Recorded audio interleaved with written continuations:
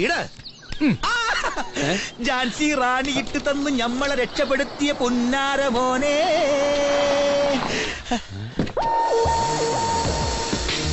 പക്ഷേങ്കിൽ ആ റാണി തന്നെ നേരിട്ട് വന്നെന്റെ ശൈത്താനേ.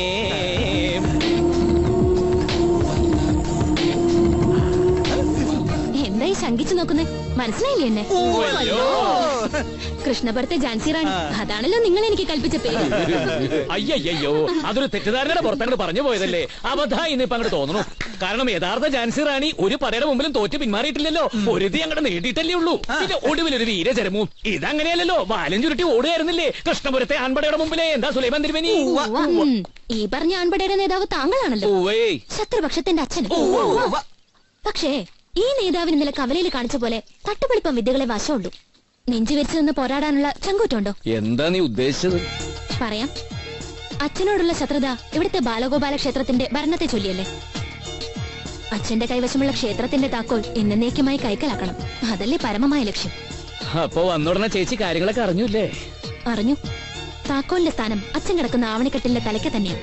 അതെടുക്കാനുള്ള ചങ്കുറപ്പുണ്ടോ?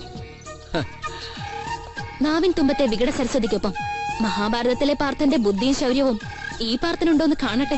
നിന്റെ അച്ഛനാ ഫൽഗുനൻ തമ്പിയുടെ ആവണിക്കട്ടിലിന്റെ അടിയിലിരിക്കണ താക്കോലെടുത്ത് നിന്റെ കയ്യിൽ തന്ന നീ എനിക്ക് എന്ത് തരും? നിങ്ങളൊരാണാണെന്ന് സമ്മതിക്കും. അതുപോലെ എന്ത് തരും? എന്തും. സുലൈമാനെ എന്തും തരും.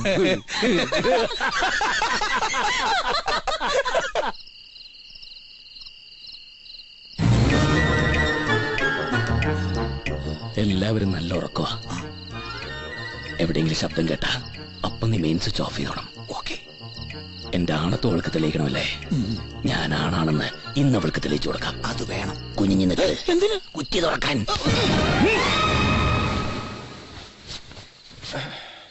കൃഷ്ണ ഗുരുവായൂരപ്പാ, മോള് വന്ന ദിവസം ഞാൻ ഇന്ന് അവിടെയാ. ഇന്ന് ഒറ്റയ്ക്ക് കിടന്നാ മതി. നീ ഇവിടെ കിടന്നോണ്ടെന്തോന്ന് പറയാ? ഞാനിതങ്ങ് പൂട്ടുക. ഞാൻ എന്നേ പൂട്ടി. ചിമ്മിക്ക് ഇതാണോ പ്രശ്നം? ജിമ്മി, മോങ്ങാതെ അടങ്ങി കിടക്കേ. സൈലൻസ്. നിന്റെ ഗതി എന്നടാ എനിക്ക്. നീ ഒറ്റയ്ക്ക്, ഞാനും ഒറ്റയ്ക്ക്. നമ്മുടെ ഗതികേട് ആരറിയാൻ, ആര് കാണാൻ?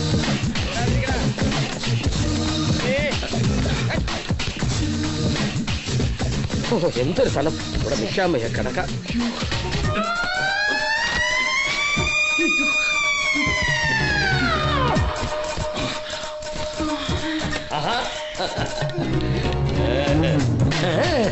നീ ഇവിടെ തന്നെ വരുമെന്ന് എനിക്കറിയാം. പാടിയ വായും ആടിയ കാലും വെറുതെ ഇരിക്കില്ല. അതെന്റെ കൈയാടി. തിരിച്ചോടിക്കല്ലേ, തിരിച്ചോടിക്കല്ലേ.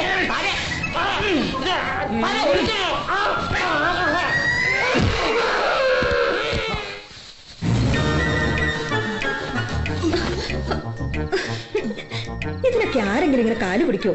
മോളെ കെട്ടിക്കാറായി. എന്നിട്ടാ എഴുന്നേക്ക്, എന്തെങ്കിലും ആട്ടെ. വാ. ഇതെന്നാ തടി കൂടിയോ? ഇല്ലല്ലോ. കൂടിയോ?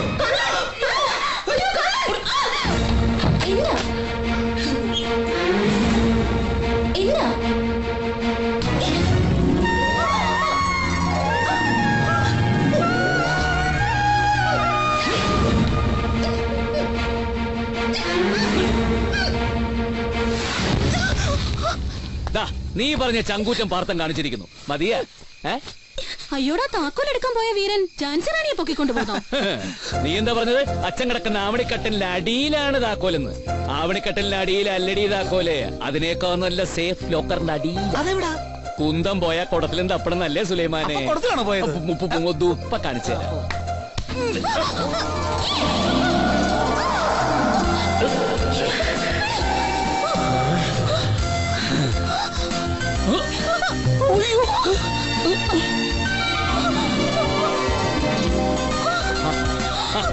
എടീ, നീ മനസ്സിനകത്ത് കാണുമ്പോഴേ ഈ പാർത്ഥം മാനത്ത് കാണും.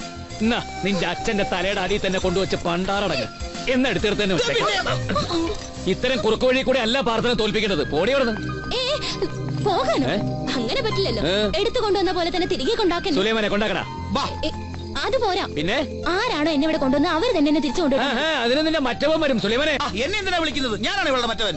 എന്നാ ഞാൻ പോവില്ല. വേണ്ട, ഇവിടെ എങ്ങാനും കിടന്ന് പണ്ടാറടങ്ങ്. ഇവിടെ എങ്ങനെയല്ല, ഇവിടെ തന്നെ കിടക്കാൻ പോകും. സുലൈമാനെ, ഞാൻ ഇല്ല, നിങ്ങൾ അഡ്ജസ്റ്റ് ചെയ്യും. പെണ്ണെ, നിനക്കെന്നെ അറിഞ്ഞൂടാ. എന്റെ കൺട്രോൾ തെറ്റിയ പിന്നെ പിടിച്ചാ കിട്ടില്ല. അതെ അതെ, പണ്ട് ഇതേപോലെ ഇവന്റെ കൺട്രോൾ പോയിട്ട് തിരിച്ചു കൊണ്ടുവരാൻ ഞങ്ങൾ വിട്ട പാട്. അല്ലെങ്കിൽ ഞങ്ങൾ പോവാ. പൂങ്കൊടി, ഇവിടെ എന്തെങ്കിലും നടക്കും. അയ്യേ ശവം. പൂങ്കൊടി, പടക്കവും തീപ്പെട്ടി ഒരുമിച്ചിരിക്കുന്നത് പൊട്ടൂലേ? പൊട്ടട്ടെ. ഒന്ന് കുഴിച്ചു മുടിഞ്ഞ എന്റെ 16 അടിത്തരം കാണാൻ കോപ്പൂട്ടം നടക്കുന്നതോടൊത്ത് അവിടെ അന്തിയുടക്കം ഉരുമ്പെട്ടോൾ. അവനെ കുറിച്ചുള്ള എല്ലാ കഥകളും ഞാൻ നിന്നോട് പറഞ്ഞ, എന്നിട്ട് എന്നെ വിട്ടിയാക്കാൻ വിചാരിച്ചോ നീ? വിഡ്ഢിയായിക്കൊണ്ടിരിക്കുന്ന അച്ഛനാ. പാർത്തേട്ടനെ കുറിച്ച് അച്ഛൻ ധരിച്ചു വെച്ചിരിക്കുന്ന എല്ലാം തെറ്റാ. അച്ഛന് പാർത്തേട്ടൻ ശത്രുവാണെങ്കിലും എനിക്ക് അങ്ങനെ കാണാൻ കഴിയില്ല. പിന്നെ എങ്ങനെയാ നീ കാണുന്നത്? നിന്റെ കഴുത്തി താലി കെട്ടി കൂടെ പുറപ്പിക്കാൻ കൊണ്ടുപോകുന്നവനായിട്ടോ? എന്തോ കൈവശം തന്ന് പാട്ടിലാക്കിയിരിക്കണം നിന്നെ അവൻ, എന്നെ തോപ്പിക്കാൻ. ഒടുവിൽ ചണ്ടി പോലെ വലിച്ചെറിയോവൻ. നീ ചെവി നുള്ളിക്കോ. എന്തോടാണ് ഈ കുന്തം വിഴുങ്ങോലെ നോക്കിയിരിക്കുന്നത്? പറഞ്ഞ് മനസ്സിലാക്ക്. അതെങ്ങനെ വളർത്തിയത് നീയല്ലേ, പിന്നെ എങ്ങനെ തല തിരിയാതിരിക്കും മൂസേട്ടാ? ഇതോടെ വെച്ച് കെട്ടിക്കൊണ്ട് അമനിയോളെ ബന്ധം. ഇനിയും മുന്നോട്ട് പോയാ നേരത്തെ പറഞ്ഞ ഓർമ്മയുണ്ടല്ലോ, കൊത്തിയരി ഞാൻ കുഴിച്ചു മൂടും. ഇവിടെ മാത്രമല്ല നിന്നെ.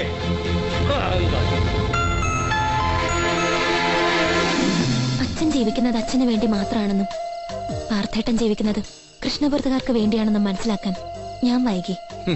അമ്മാവനെ ഞാൻ ശത്രുപക്ഷത്ത് കാണുന്നതും അമ്മാവനുമായിട്ട് കൊമ്പ് കോർക്കുന്നതൊക്കെ ഇവിടുത്തെ നാട്ടുകാർക്ക് വേണ്ടി തന്നെയാ. ഒരുപക്ഷെ ആ ശത്രുതയൊക്കെ നാളത്തോടെ തീരും. ഈ ക്ഷേത്രഭരണത്തെ ചൊല്ലിയുള്ള തർക്കത്തിന് നാളെ കോടതി വാദം കേൾക്കുകയല്ലേ. അതിന്റെ വിജയം ഈ നാട്ടുകാർക്കാവണമെങ്കിൽ കോടതി മുമ്പാകെ ഹാജരാക്കാൻ എനിക്കൊരു തെളിവ് വേണം. ദാ ഇത് കണ്ടോ, ഇതാണ് ആ തെളിവ്. നൂറ്റാണ്ടുകൾ പഴക്കമുള്ള താളിയോലകളാ. ക്ഷേത്രത്തിന്റെ ഭരണം നാട്ടുകാർക്കാണെന്ന് പ്രതിഷ്ഠാവേളയിൽ തന്നെ എഴുതി വെച്ചിട്ടുണ്ട്. ഇതിപ്പോ എവിടുന്ന് കിട്ടി? ഞാൻ കട്ടെടുത്തതാ. ഇതിനകത്ത് നിലവറ പൊളിച്ചെടുത്തതാ. എന്റെ കൃഷ്ണ, എനിക്ക് ഭയം. എന്നാലേ ആ ഭയം എനിക്കില്ല. ഈ ക്ഷേത്രത്തിലെ ആഭരണങ്ങളൊക്കെ കട്ടുപിടിക്കാൻ അമ്മാവിന് ഭയമില്ലെങ്കിൽ പിന്നെ ഞാനെന്തിനാ ഭയപ്പെടുന്നത്? നാളെ ഞാനിത് കോടതിയിൽ ഹാജരാക്കും. മോഷണ കുറ്റത്തിന് എന്നെ ശിക്ഷിക്കുകയാണെങ്കിൽ ശിക്ഷിക്കട്ടെ. പാർത്ഥേട്ടന്റെ വക്കീലിനും എടുക്കുണ്ടെങ്കിൽ ഈ മോഷണക്കുറ്റം പോലും ചിലപ്പോൾ ന്യായീകരിക്കാനാവും. അതിനെനിക്ക് വക്കീലില്ലല്ലോ. അല്ലെങ്കിലും സത്യം പറയാൻ എന്തിനാ വക്കീല്? അവിടെ പാർത്ഥേട്ടന് തെറ്റി. സത്യങ്ങളെക്കാൾ തെളിവുകളും ന്യായവാദങ്ങളുമാണ് കോടതിയിൽ പ്രധാനം. സ്വന്തം കക്ഷിയുടെ പിഴവുകൾ കോടതിക്ക് മുന്നിൽ വക്കീലിനെ ന്യായീകരിക്കാൻ കഴിഞ്ഞാൽ അവിടെയാണ് വിജയം. അതിന് പാർത്ഥേട്ടന് ഒരു വക്കീലിന്റെ ആവശ്യമുണ്ട്. അത് ഞാനായാലും. അതെ, ഭാമ പാർത്ഥേട്ടന്റെ വക്കീലാവുകയാണ് എന്റെ അച്ഛനെതിരായി. ഈ താളിയോലകൾ മതി നമുക്ക് ജയിക്കാൻ. എന്റെ മനസാക്ഷിക്ക് മുമ്പിൽ ഞാൻ ഒന്നുകൂടെ തീരുമാനിച്ചു. അടുത്ത അഷ്ടമിരോഹിണിക്ക് നട തുറക്കുമ്പോ ഭാമ പാർത്ഥേട്ടന്റെ ആവും. എന്നെ വിശ്വാസാവുന്നില്ലേ? ഇനി വിശ്വസിച്ചേ മതിയാവും. നാളെ രാവിലെ കൃത്യമായി എത്തിക്കൊള്ളൂ. ഈ അമ്പലമുറ്റത്ത് നാട്ടുകാർക്ക് വേണ്ടി പാർത്ഥന്റെ വക്കീലായി ഭാമയുണ്ടാവും. അതെ, ഇനി എന്നും.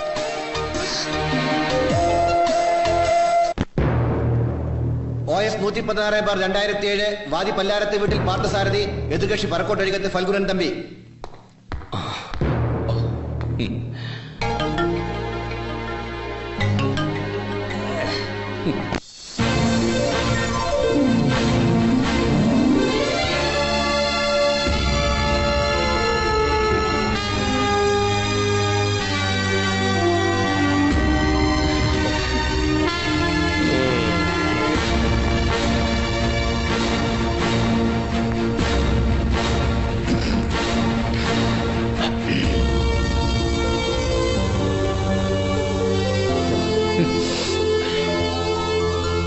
ബഹുമാനപ്പെട്ട കോടതിക്ക് തെളിവുകൾക്ക് ഏറെ പ്രാധാന്യമുണ്ട്. ക്ഷേത്രം നാട്ടുകാർക്ക് അവകാശപ്പെട്ടതാണെന്ന് തെളിയിക്കാൻ എന്തോ ചരിത്രരേഖകൾ ഉണ്ടെന്ന് കുറച്ചു മുമ്പ് ഇവിടെ പറഞ്ഞില്ലേ? പറഞ്ഞു ഉണ്ടല്ലോ. അതിപ്പോ ഹാജരാക്കാൻ കഴിയുമല്ലോ.